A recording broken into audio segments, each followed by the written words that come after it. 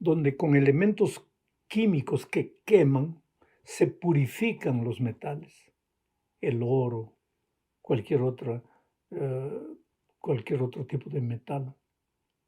Entonces nosotros muchas veces tenemos que caer en ese crisol de la vida. ¿Para qué? Para ser purificados. Porque nadie sale del dolor de la misma forma que entró. O sales peor o sales mejor. Dice que nosotros somos como la madera o como el oro. Cuando el fuego de la probación, de la dificultad, cae sobre la madera, la destruye. Pero cuando el fuego cae sobre el oro, lo purifica. La pregunta es, ¿eres madera o eres oro? Vamos a estudiar la primera parte de esta lección. El autor le puso como subtítulo sorpresas. Yo le pondría, nada ocurre en esta vida por accidente. Claro que es muy largo mi subtítulo, pero esa es la verdad. Nada ocurre en esta vida por accidente. Vamos a leer primera de Pedro, capítulo 4, versículo 12. Dice así: Amados, no os sorprendáis del fuego de la prueba que os ha sobrevenido, como si alguna cosa extraña os aconteciera. Tú sabes que Pedro escribió su epístola a una iglesia que estaba esparcida, estaba perseguida, a una iglesia que sufría. Y el sufrimiento de los hermanos de aquel tiempo no era como el sufrimiento nuestro, que frente al dolor que ellos atravesaban, era nuestro sufrimiento a veces es un sufrimiento liviano, porque los hermanos en aquellos días no solo perdían su empleo, sino que no podían tener empleo, porque si eran identificados como cristianos, eran perseguidos. Muchas veces agarraban a una familia, mataban al papá o lo llevaban al circo romano, a la mamá la quemaban en plaza pública, los hijos eran distribuidos como esclavos. Ese tipo de sufrimiento hoy día, pues no pasamos, no sufrimos. Ya imaginaste un cristiano en esos tiempos siendo despedazado por los leones. Dice que uno de los emperadores, tal vez el emperador más cruel de aquellos tiempos, mandó construir un jardín frente a su balcón, al balcón de su palacio, y en lugar de árboles colocó postes y mandó colocar un cristiano amarrado a cada poste y brea encima y mandó prender fuego, mientras él desde su balcón contemplaba de noche su jardín iluminado por las antorchas vivientes, los cristianos. Y los cristianos morían alabando el nombre de Dios, porque también había un requisito. Si tú renuncias a tu fe, estás libre. Pero los cristianos preferían morir que renunciar a la fe en Cristo. Ese era sufrimiento terrible, ese era dolor terrible. ¿Y qué es lo que Pedro les dice? Amados, no os sorprendáis. Quiere decir, no piensen que es sorpresa. Nada sucede por accidente. Porque la profecía anunciaba todo eso.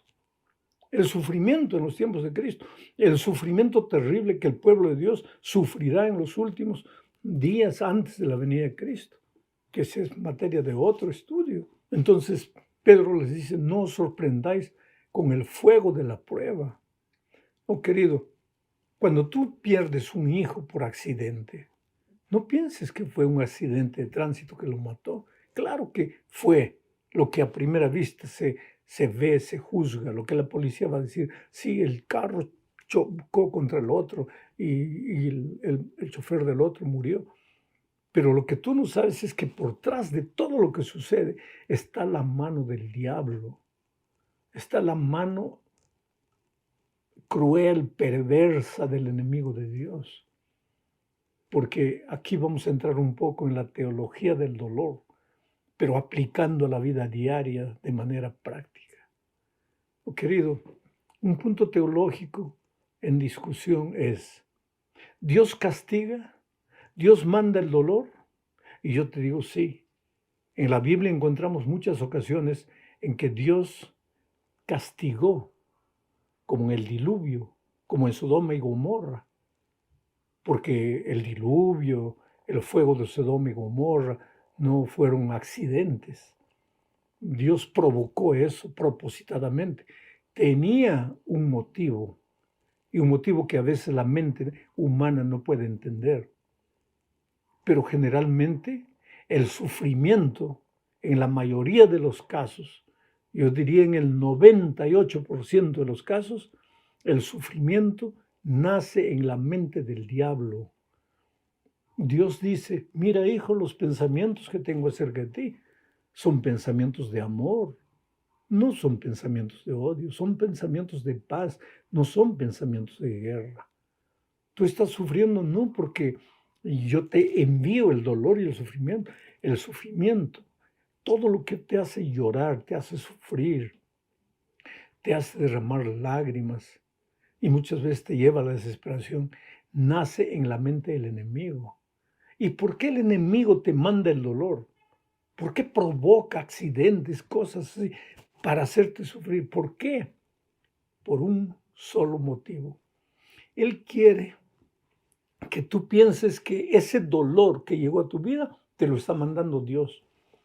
Y para eso te hace recordar tu pasado y te dice, ¿te acuerdas lo que hiciste? Pecaste, ofendiste a Dios, pues ahora sufre el castigo de Dios. Y tú comienzas a desfigurar en tu cabeza la imagen de Dios.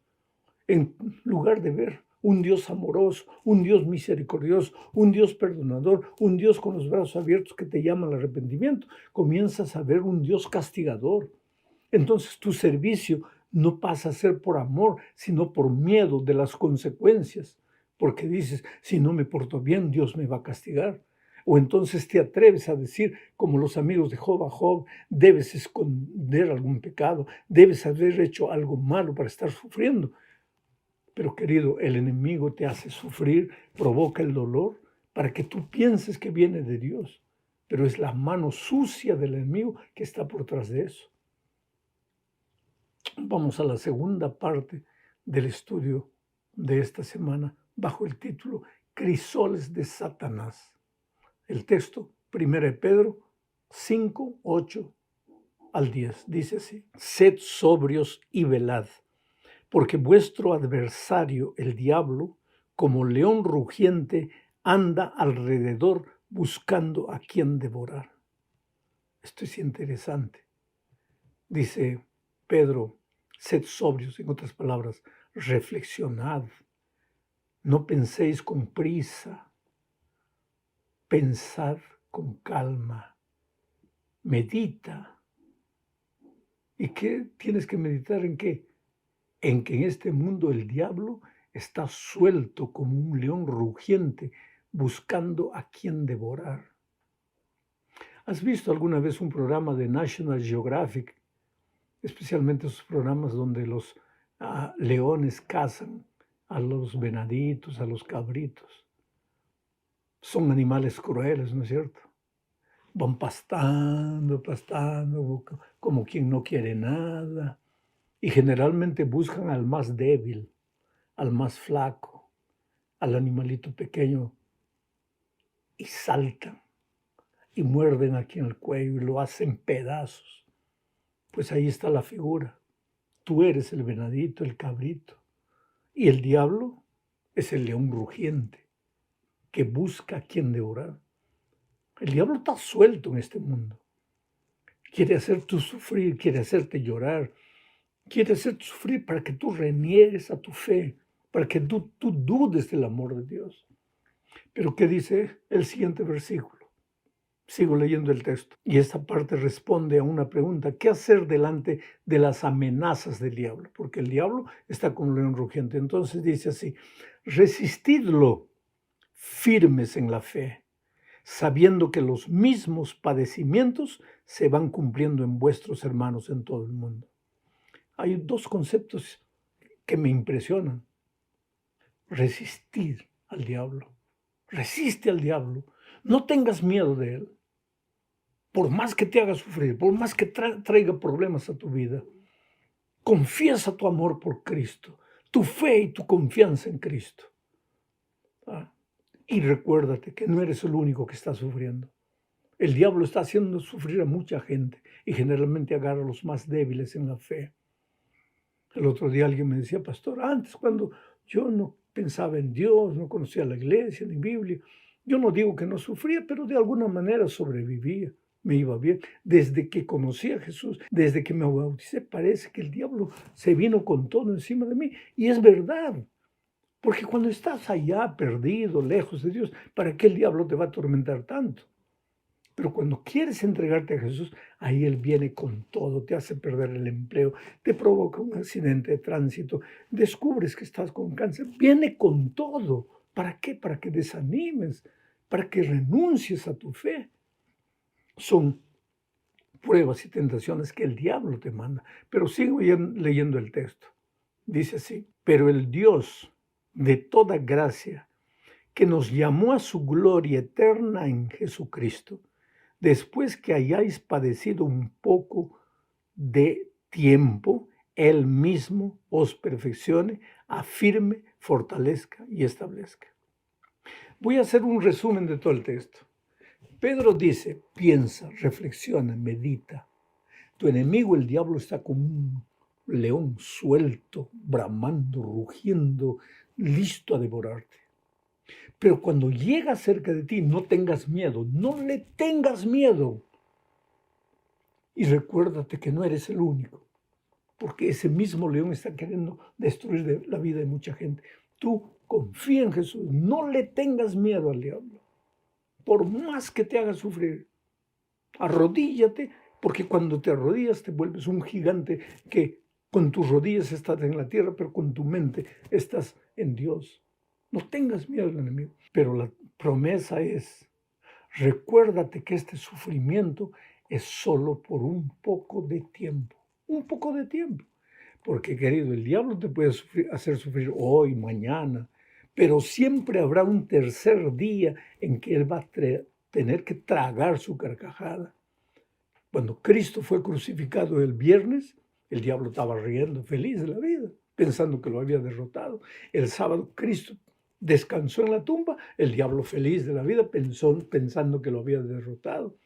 Pero al tercer día, cuando el diablo estaba dando la carcajada, pensando que ya había vencido, la tierra se abrió, la piedra se abrió y Cristo salió resucitado.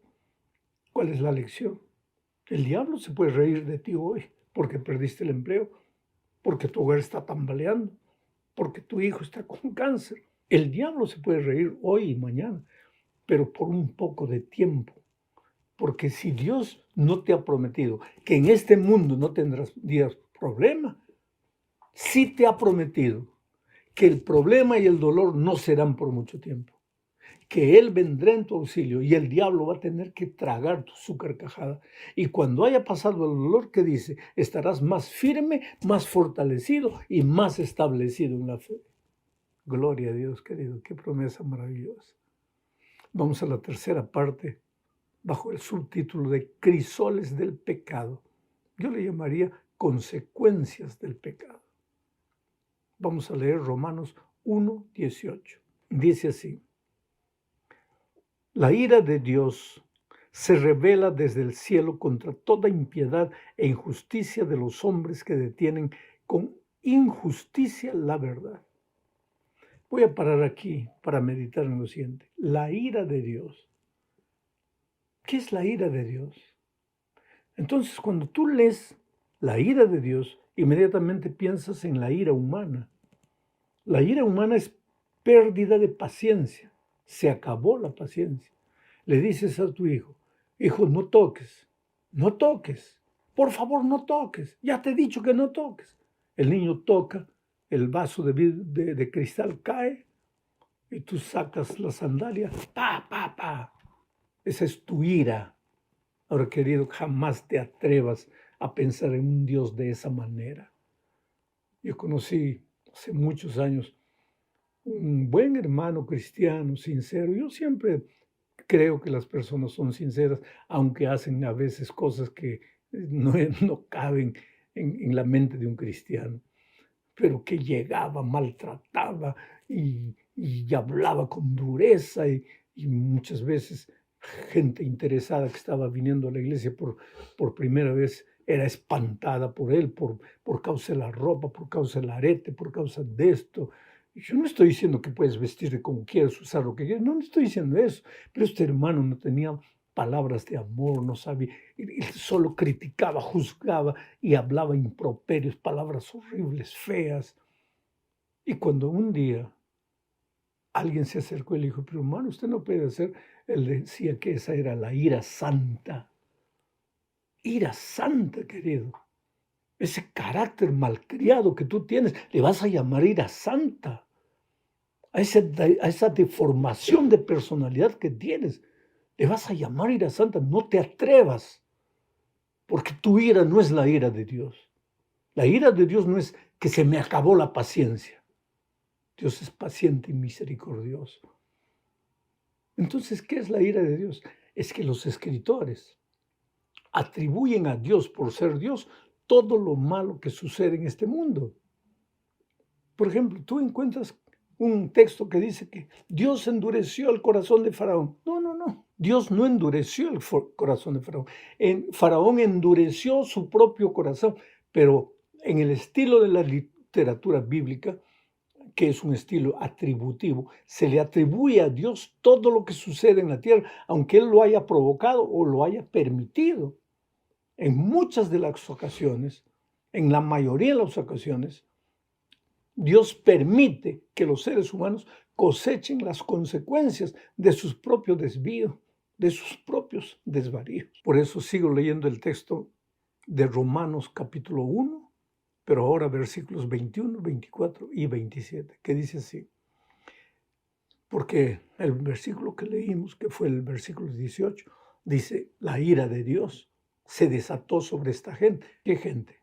Esta gente que ahora vas a ver descrita en el versículo 21, 24 y 27, dice, ya que habiendo conocido a Dios, no le glorificaron como a Dios ni le dieron gracias, pues los entregó Dios a la inmundicia en los apetitos de sus corazones, de modo que deshonraron entre sí sus propios cuerpos. Del mismo modo también los entregó Dios a esos hombres, dejando la relación natural con la mujer, se encendieron en su lascivia unos con otros, cometiendo errores vergonzosos, hombres con hombres, y recibiendo en sí mismo la retribución debida a su extravío. Todo lo que les pasa a estos hombres no es lo que Dios les manda, es la retribución de su desvarío, es la consecuencia de sus errores. Jamás pienses en un Dios cruel, perverso, que está mirando a la tierra a ver quién se porta mal para castigarlo. No, no, querido.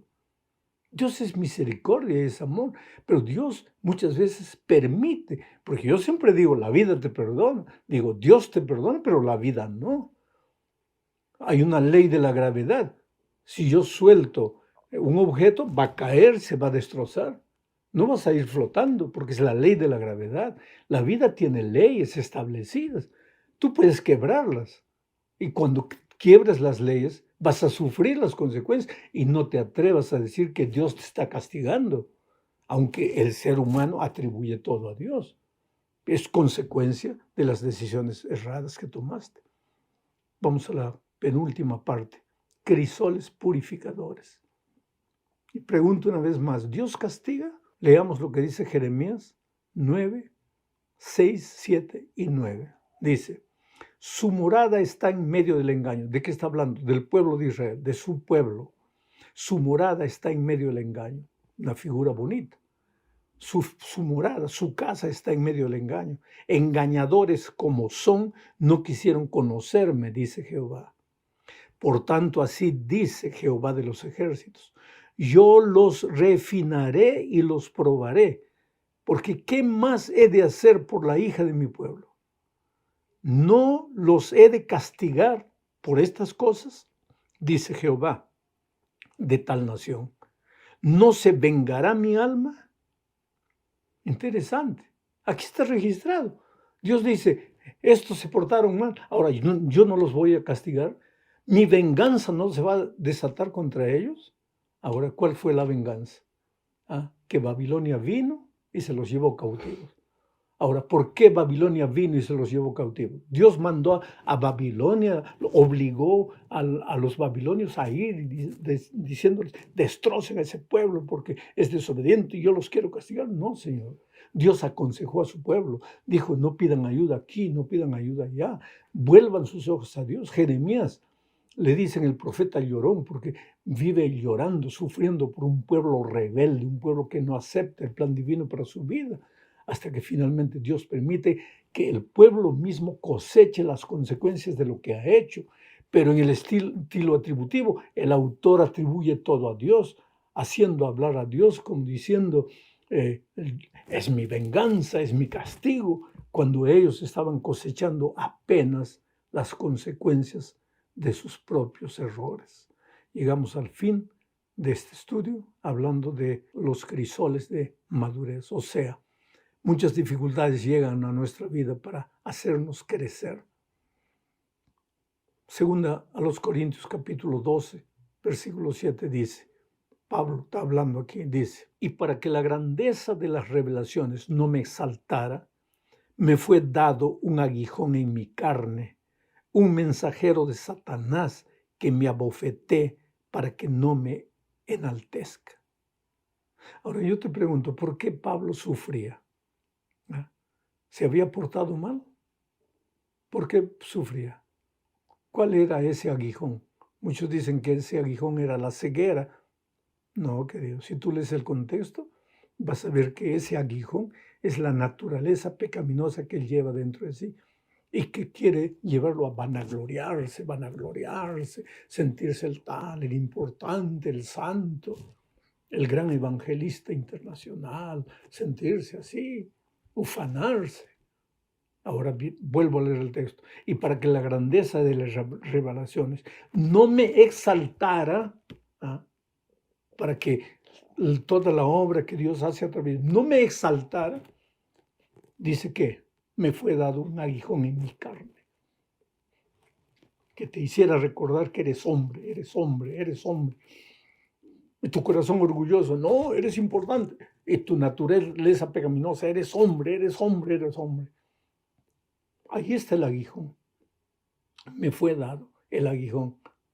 ¿Y qué más dice? El aguijón, un mensajero de Satanás. ¿La ceguera era mensajero de Satanás? No. La tan naturaleza pecaminosa que le recordaba a él que era un pobre pecador y que en lugar de exaltarse tendría que arrodillarse y clamar a Dios y suplicar la misericordia divina. Porque lo que tú eres, lo que tú haces, lo que tú consigues, no lo consigues tú, es Dios a través de ti. Tú eres instrumento. Tú y yo somos trapos de inmundicia, no valemos para nada. En su misericordia Dios nos usa. Nuestra dependencia es de Dios. Pero todo esto llega ¿para qué? Para hacer crecer a Pablo espiritualmente. ¿Para qué llegue el dolor a tu vida? Para hacerte crecer.